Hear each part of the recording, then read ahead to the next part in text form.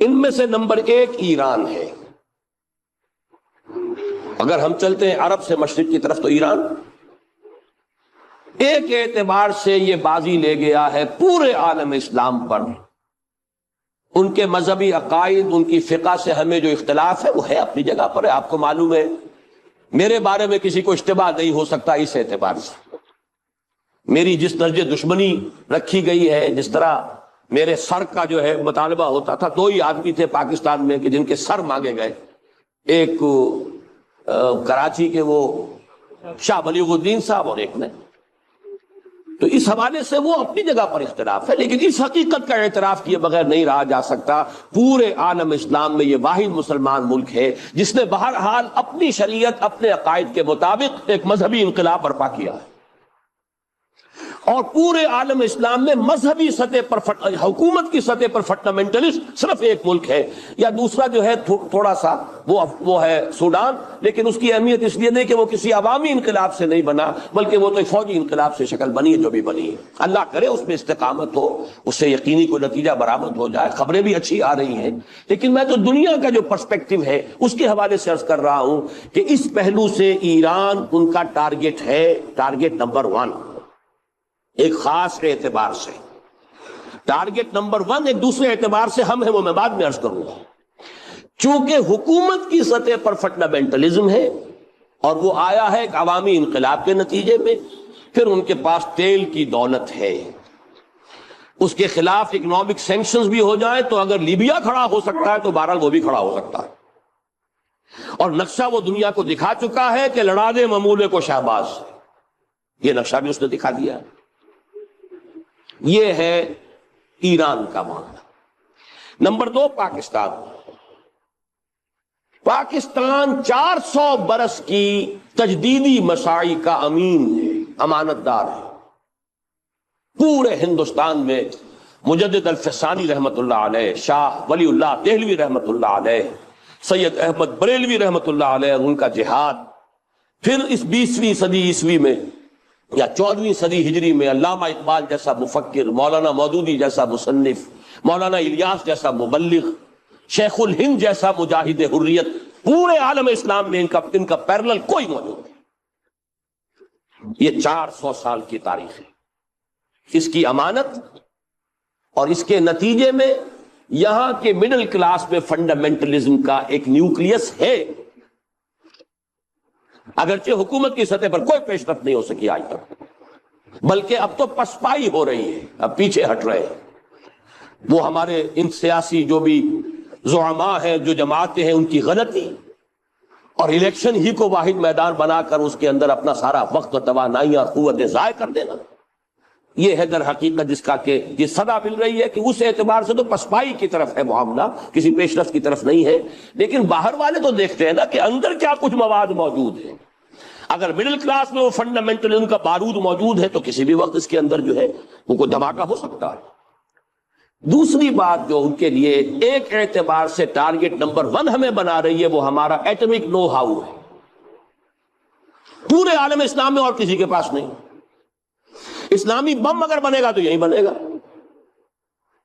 یہ ہے مختلف اسباب جس کے بنا پر ایران اور پاکستان کو آپ بریکٹ کر لیجئے، یہ اس نیو ورلڈ آرڈر یا آج کی میری گفتگو کے حوالے سے یہودی اور عیسائی گٹھ جوڑ کا جو ٹارگٹ نمبر 1 ہے، ایک اعتبار سے ایران ہے، ایک اعتبار سے پاکستان۔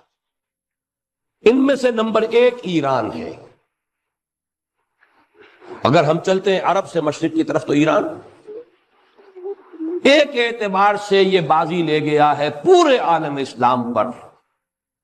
ان کے مذہبی عقائد، ان کی فقہ سے ہمیں جو اختلاف ہے وہ ہے اپنی جگہ پر ہے۔ آپ کو معلوم ہے میرے بارے میں کسی کو اشتباہ نہیں ہو سکتا اس اعتبار سے۔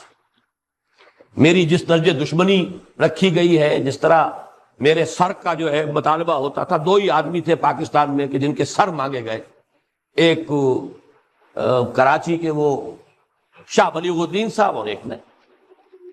تو اس حوالے سے وہ اپنی جگہ پر اختلاف ہے، لیکن اس حقیقت کا اعتراف کیے بغیر نہیں رہا جا سکتا پورے عالم اسلام میں یہ واحد مسلمان ملک ہے جس نے بہرحال اپنی شریعت، اپنے عقائد کے مطابق ایک مذہبی انقلاب برپا کیا ہے۔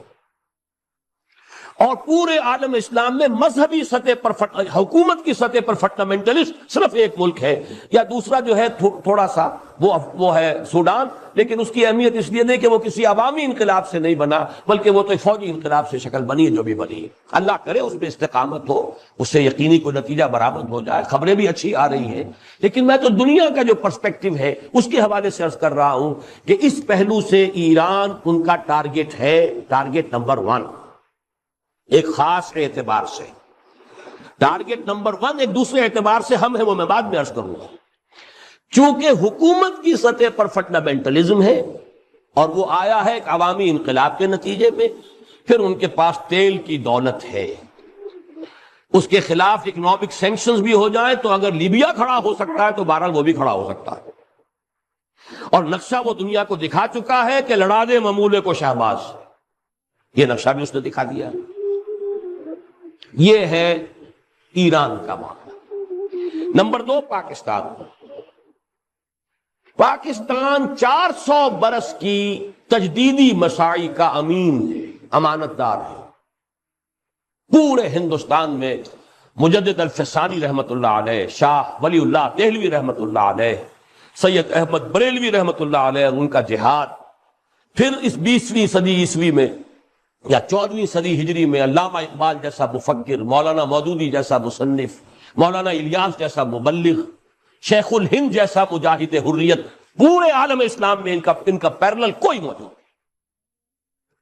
یہ 400 سال کی تاریخ ہے، اس کی امانت، اور اس کے نتیجے میں یہاں کے مڈل کلاس میں فنڈامنٹلزم کا ایک نیوکلیس ہے، اگرچہ حکومت کی سطح پر کوئی پیش رفت نہیں ہو سکی آج تک، بلکہ اب تو پسپائی ہو رہی ہے، اب پیچھے ہٹ رہے ہیں۔ وہ ہمارے ان سیاسی جو بھی زعماء ہیں، جو جماعتیں ہیں، ان کی غلطی اور الیکشن ہی کو واحد میدان بنا کر اس کے اندر اپنا سارا وقت اور توانائی اور قوتیں ضائع کر دینا، یہ ہے در حقیقت جس کا کہ یہ صدا مل رہی ہے کہ اس اعتبار سے تو پسپائی کی طرف ہے معاملہ، کسی پیش رفت کی طرف نہیں ہے۔ لیکن باہر والے تو دیکھتے ہیں نا کہ اندر کیا کچھ مواد موجود ہے۔ اگر مڈل کلاس میں وہ فنڈامنٹلزم کا بارود موجود ہے تو کسی بھی وقت اس کے اندر جو ہے وہ کوئی دھماکہ ہو سکتا ہے۔ دوسری بات جو ان کے لیے ایک اعتبار سے ٹارگٹ نمبر 1 ہمیں بنا رہی ہے، وہ ہمارا ایٹمک نو ہاؤ ہے۔ پورے عالم اسلام میں اور کسی کے پاس نہیں۔ اسلامی بم اگر بنے گا تو یہی بنے گا۔ یہ ہے مختلف اسباب جس کے بنا پر ایران اور پاکستان کو آپ بریکٹ کر لیجئے، یہ اس نیو ورلڈ آرڈر یا آج کی میری گفتگو کے حوالے سے یہودی اور عیسائی گٹھ جوڑ کا جو ٹارگٹ نمبر 1 ہے، ایک اعتبار سے ایران ہے، ایک اعتبار سے پاکستان۔